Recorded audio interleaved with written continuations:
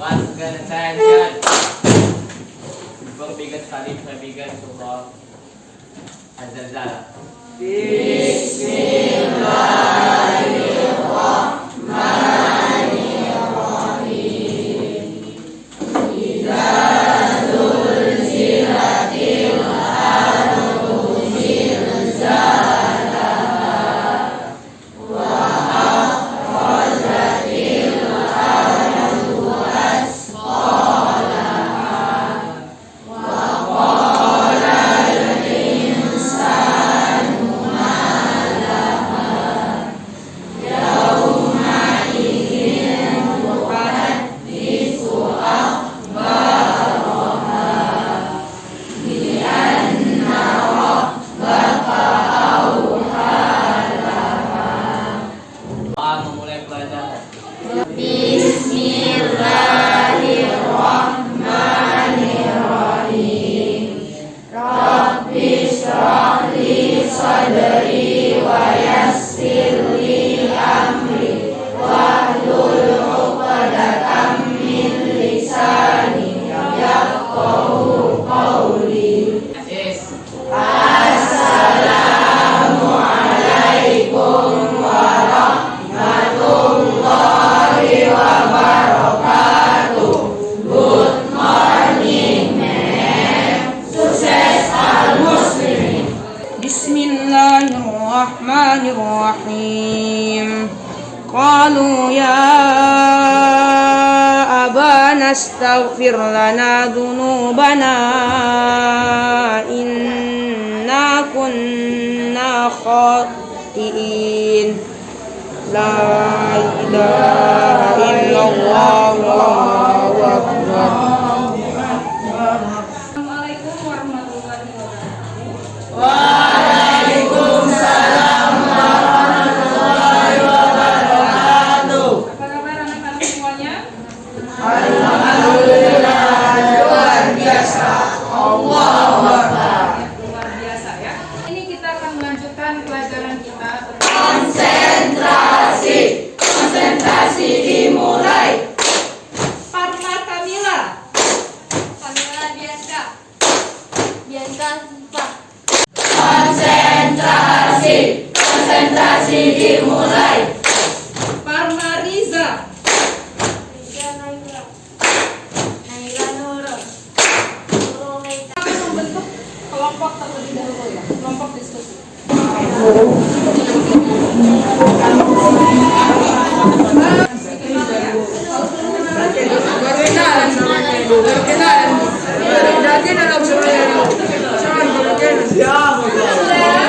Baik, perhatikan masing-masing semua kelompok, perhatikan ke depan. Ibu akan memberikan instruksi. Ya. Masing-masing kelompok kalian perhatikan di sini. Ibu punya 5 kata ya.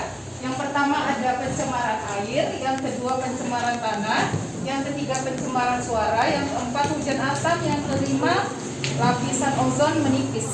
Masing-masing kelompok, kalian sukanya yang mana dari kelima kata? Yang mana yang kalian suka? Pilih satu saja. Untuk masing-masing kelompok adalah silahkan kalian berdiskusi dengan teman kelompok kalian tentang topik yang kalian pilih tadi.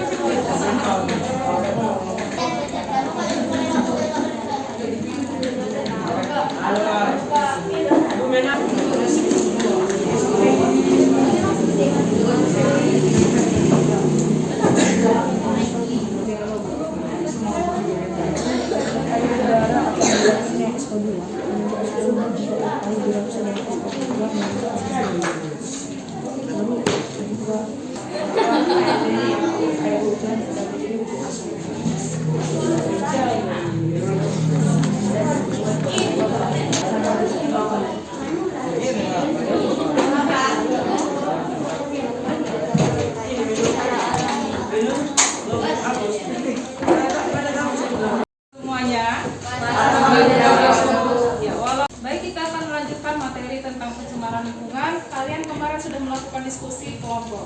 Hari ini kita akan melakukan presentasi. Mulai ya. Silakan tarik nafas dalam. Rasakan ya, relax. Tarik nafas. Buang nafas. Tarik lagi nafas. Rasakan udara itu masuk ya melalui hidung kalian masing-masing. Dan buang nafas lagi. Lakukan sampai 3 kali. Rasakan. Gak usah ditahan, relax aja ya. Tarik nafas, relax. Buang nafas, relax. Iya, rasa. Kalian amati apa yang kamu rasakan pada tubuh kamu, ya. Nafas, buang nafas. Tarik nafas, buang nafas. Iya, baik. Kita yang keempat ya, sudah selesai. Jadi kita bisa melanjutkan kembali aktivitas dengan perasaan yang lebih tenang, pikiran yang lebih jernih, dan sikap yang lebih positif. Ya. Terima kasih, silakan. Itu tadi namanya mix stop. Ya.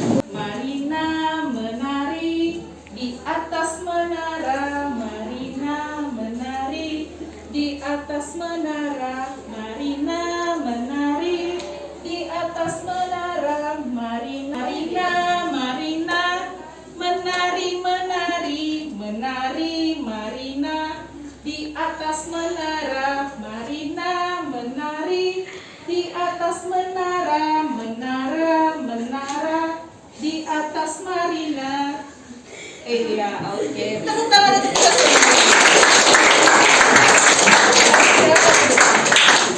Kalian sudah mendiskusikan di antara kelima materi ini. Ya, Ibu yakin kalian semua sudah mendiskusikannya dan siap untuk mempresentasikan di depan kelas. Nanti akan mulai presentasi kelompok. Yang bersedia sudah siap, silakan.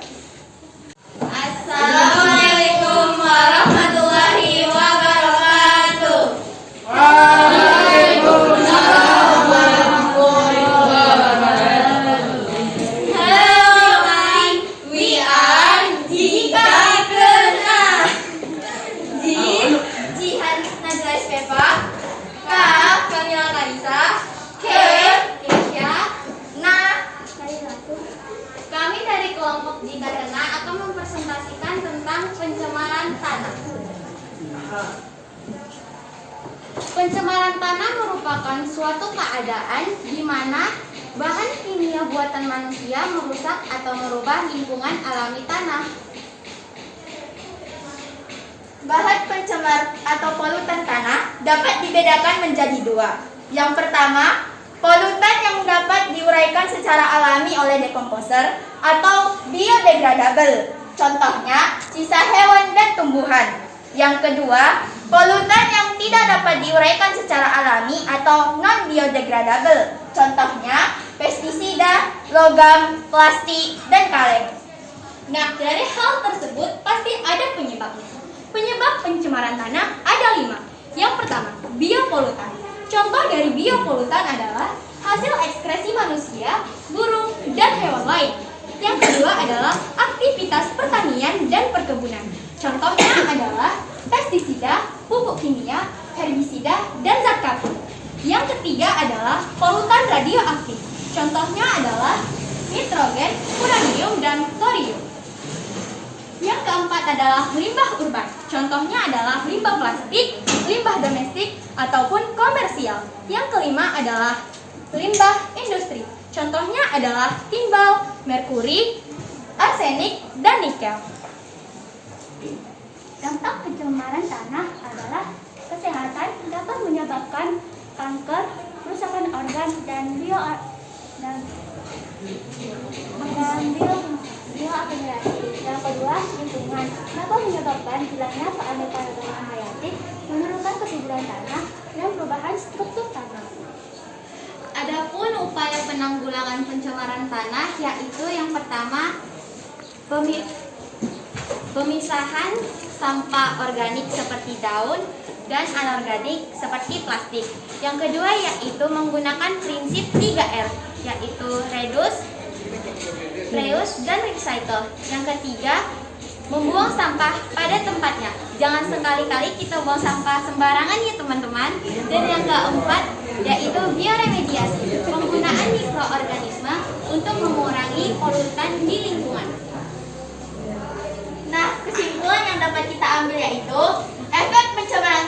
sangat berbahaya, dapat menyebabkan mikroorganisme di dalam tanah mati, dan dapat menyebabkan hilangnya keseimbangan ekosistem. Tanah tercemar secara langsung ataupun tidak langsung akan memengaruhi pola iklim. Dari presentasi kami, apakah ada teman-teman yang ingin menanyakan sesuatu?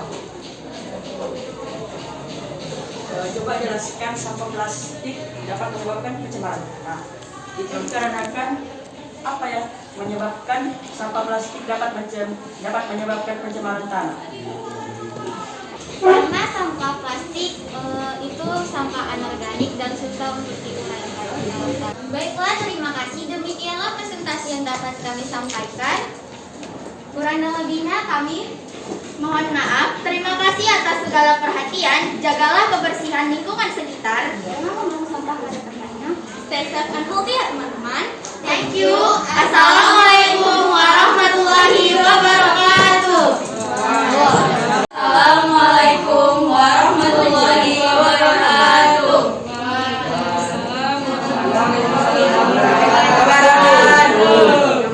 Tak kenal maka tak sayang, perkenalkan kami dari kelompok NMIX. Saya Syifa Indrianti Malau. Saya Tiffany Dwi Putri.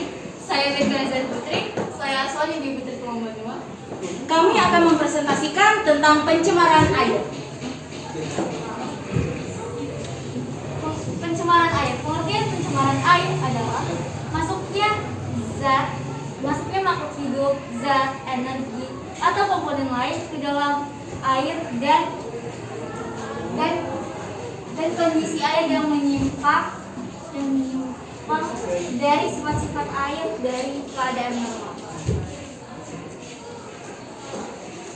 Penyebab pencemaran air terbagi menjadi 3. Yang pertama ada limbah industri, limbah rumah tangga, dan limbah pertanian. Limbah industri contohnya adalah seperti limbah industri.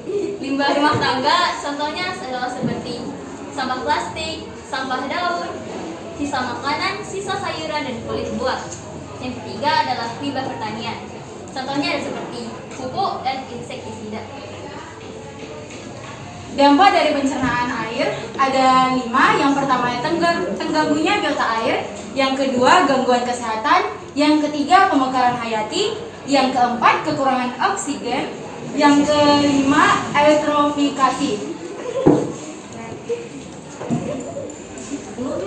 Lalu selanjutnya ada cara penanggulangan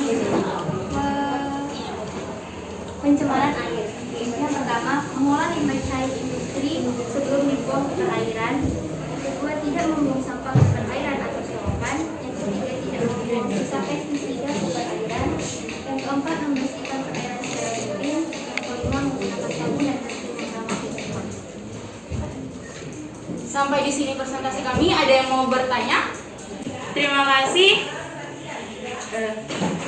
Jika ada kekurangan, mohon dimaafkan karena yang sempurna hanyalah Guru Rizky Febrian. Wabillahi taufiq wal hidayah. Wassalamualaikum warahmatullahi wabarakatuh.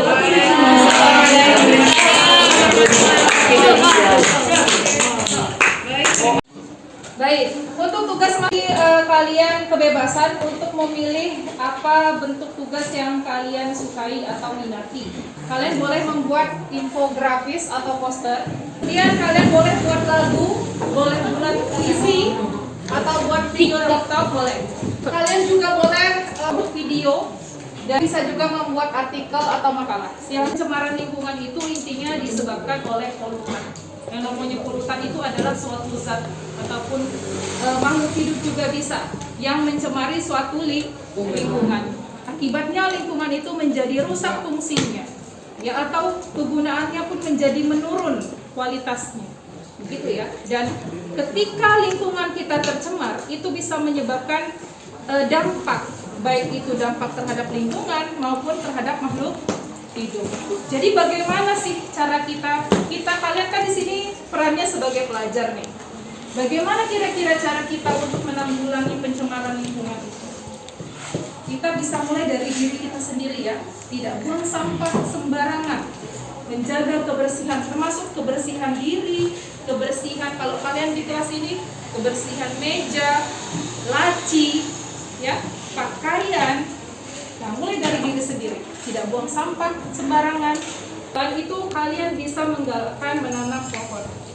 Ini saja mungkin materi yang Ibu sampaikan hari ini. Ibu harap kalian bisa mengikuti pembelajaran kita dan mengaplikasikannya dengan baik di kehidupan kita sehari-hari. Ya. Cukup sekian penyampaian materi dari Ibu. Mohon maaf kalau ada yang salah. Assalamualaikum warahmatullahi wabarakatuh. Waalaikumsalam warahmatullahi wabarakatuh.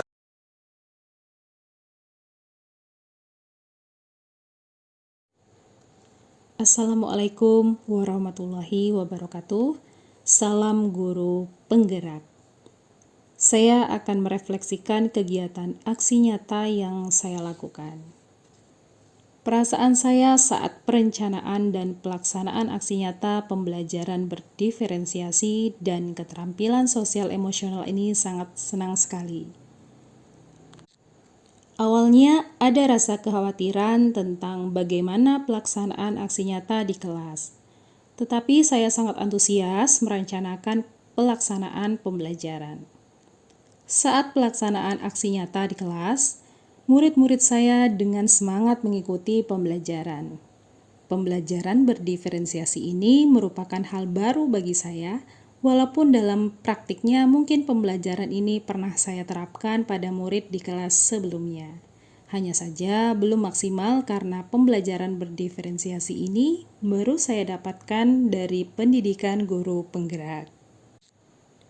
Dalam kegiatan pembelajaran yang saya lakukan di aksi nyata, banyak pembelajaran yang saya dapatkan, terutama mengenai pembelajaran yang memadukan antara pembelajaran berdiferensiasi dengan pembelajaran sosial emosional. Pembelajaran berdiferensiasi dilaksanakan dengan memetakan kebutuhan belajar murid, di antaranya kesiapan belajar murid, minat murid, dan profil belajar murid. Dalam pembelajaran berdiferensiasi, mengakomodir seluruh kebutuhan belajar murid dengan strategi diferensiasi konten, diferensiasi proses, dan diferensiasi produk. Pembelajaran diferensiasi kompetensi sosial emosional sangat penting dilaksanakan dalam kegiatan pembelajaran karena dapat membantu guru sebagai pendidik dan murid untuk fokus dalam melaksanakan pembelajaran serta meningkatkan kesadaran diri, dapat mengelola emosi, menimbulkan kesadaran sosial, meningkatkan keterampilan sosial, dan dapat mengambil keputusan yang bertanggung jawab. Dan hal ini belum pernah didapatkan sebelumnya dalam pembelajaran. Saya sebagai pendidik tentunya juga harus memiliki keterampilan sosial emosional dalam menghadapi keberagaman murid yang saya hadapi. Sehingga tujuan dalam kompetensi ini adalah murid dan guru mampu menerapkan sedikit demi sedikit dalam proses pembelajaran di kelas dan di kehidupan sehari-hari di luar lingkungan sekolah.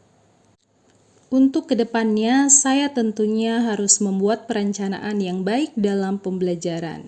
Saya akan melakukan kolaborasi dengan rekan sejawat dan pemangku kepentingan di lingkungan sekolah, agar semua elemen yang ada di lingkungan sekolah bisa melaksanakan kompetensi sosial emosional baik yang bersifat rutin, terintegrasi maupun protokol sekolah. Karena tanpa disadari, ternyata guru sudah melakukan. Tentunya peningkatan kompetensi harus tetap diupayakan demi terwujudnya tujuan yang mulia dalam pendidikan. Demikianlah refleksi saya pada modul 2.2.A.10 aksi nyata pembelajaran berdiferensiasi dan pembelajaran sosial emosional. Terima kasih, salam dan bahagia. Wassalamualaikum warahmatullahi wabarakatuh.